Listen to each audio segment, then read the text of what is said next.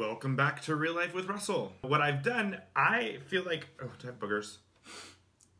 I should probably check that before I record a whole video and then find out I had a boogie hanging out of my nose the whole time. We're good. I'm gonna try something new today. Yes, this mug is here for aesthetics. It's full of water. Let's start over. Editing Russell, I am sorry. I'm trying something new today. I write sometimes.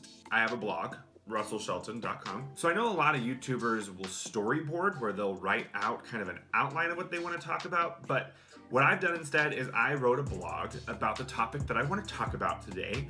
The link will be down below if you want to read the blog, because I'm hoping the blog is a little bit different from the vlog and vice versa.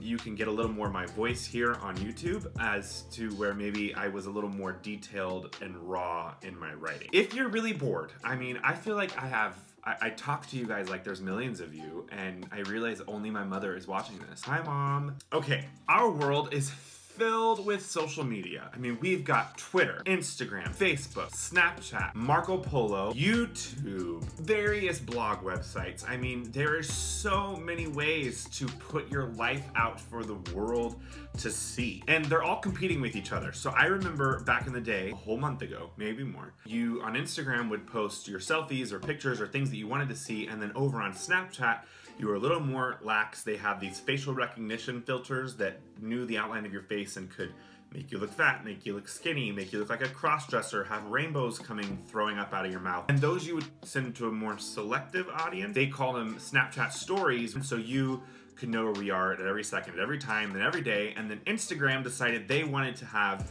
the monopoly on stories, so now and then Facebook caught up, and then Facebook did a live thing where you could go live and people could watch your video live, and now Instagram has live, and it's just like these people are competing to overwhelm you with white noise of information from my life when you really don't care. I like social media. I'm not trying to dig on it, but it really isn't until you step back and go, holy cow, there could be a potential problem on the horizon for the people who will grow up never knowing a time before this. To the topic. Have you heard of this expression? It's new to me. FOMO stands for fear of missing out, or feelings of missing out, or TFTI is another one that a lot of my friends are using, which means thanks for the invite. Used sarcastically to be like, I'm so glad you guys all had fun while you're reliving this story and telling me all about it, and I wasn't invited, but you didn't even check to see if I was available or not. But these expressions, FOMO and TFTI, really come from a place, if we're being honest, of real feelings. We are feigning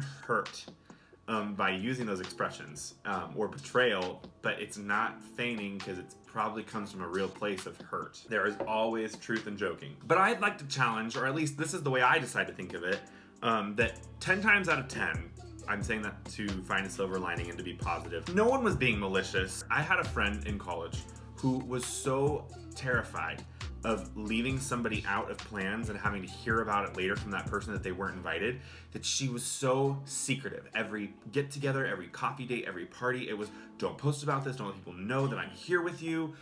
And it was to an extreme point, when really, if you're having fun with your friends, it's the point of social media, post it. On the other side of that coin, people who aren't in the post or weren't included need to check your emotions for 2 seconds. What I wanna say is it probably was not a malicious uninvite. They didn't mean to exclude you. You weren't in the right place at the right time.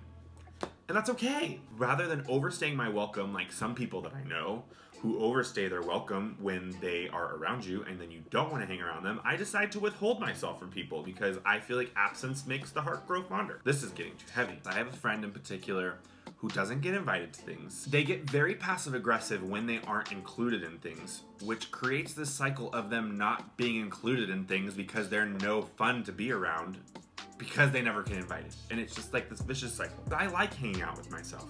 And that's the problem with this individual. I feel like they don't like themselves. They don't want to hang out with themselves. And if there's people out there that don't want to spend time with me, that's fine. You don't have to. I'm having fun all on my own. And I feel sorry for you because I'm a really cool person to hang around and I've got a lot of jokes.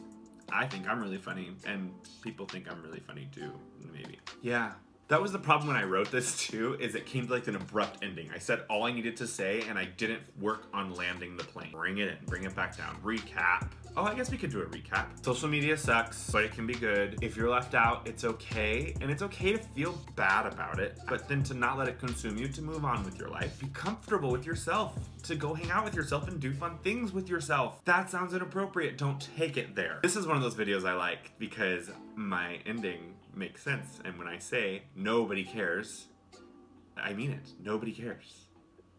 Nobody really does care. Thank you all for watching. Cheers. Subscribe to this channel.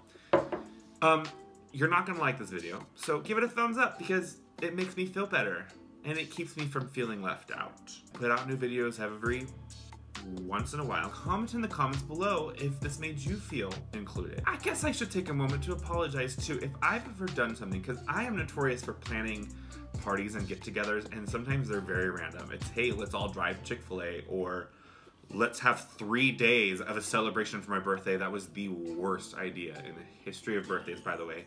Next year I'm turning 30. We're going to Disneyland for a 2-day park hopper. Save up your money now if you want to be a part of that. If you can't, you feel excluded because you're broke, that's not my fault. I don't take responsibility for that. I apologize if I've ever excluded you. It really hasn't been intentional. There may be a couple people I've excluded intentionally. It happens to me, it happens to you, it happens to all of us. We are all in this together, L'chaim. Nobody cares.